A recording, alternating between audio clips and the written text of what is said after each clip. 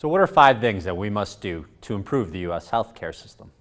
This is a huge and critically important question.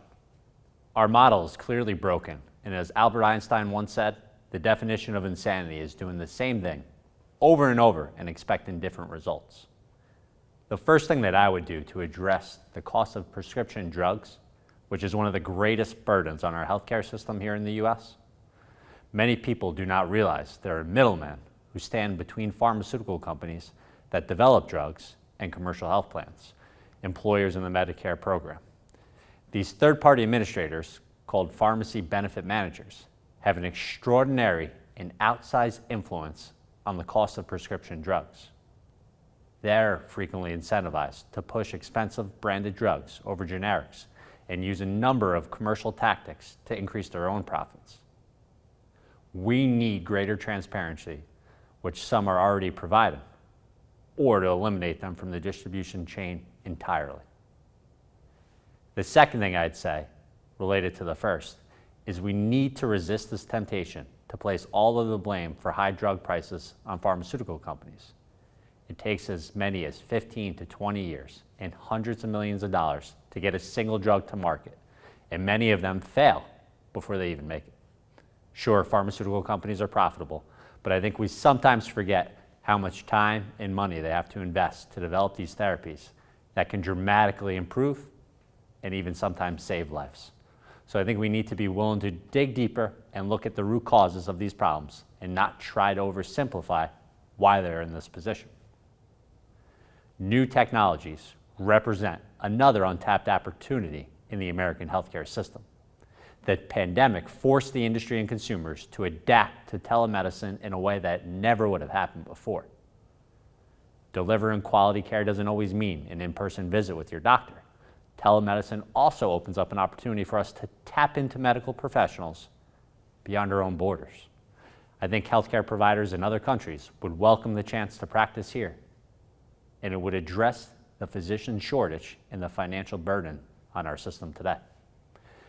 The rise of artificial intelligence also shows a great deal of potential when it comes to smarter, more informed healthcare decisions. Whether it's having a C-section or choosing a cancer treatment protocol, we can tap into a wealth of patient data to finally deliver on the promise of personalized medicine. While I believe in the power of technology to ease some of the burden on our healthcare system, my hope is that it will free healthcare providers up to increasingly show their humanity.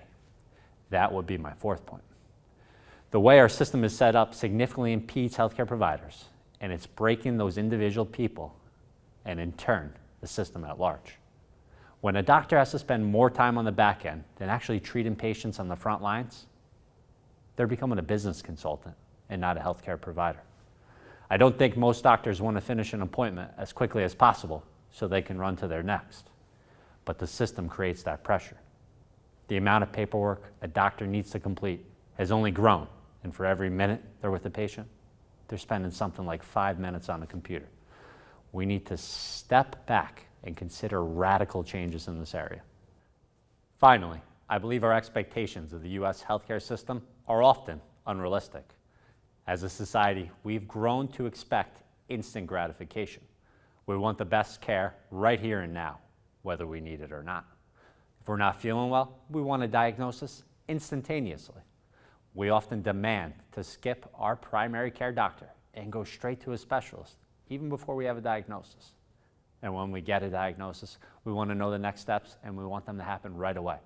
These culture norms don't lead us to a better health, but the demands we place on the system because of our expectations are causing it to break. I'm excited about what we're seeing with value-based care. The idea that a provider is reimbursed based on a patient's outcomes makes a lot of people nervous. But if a provider's main motivation is to improve a person's health, they will be less likely to take an action simply to satisfy their patient's request or demand.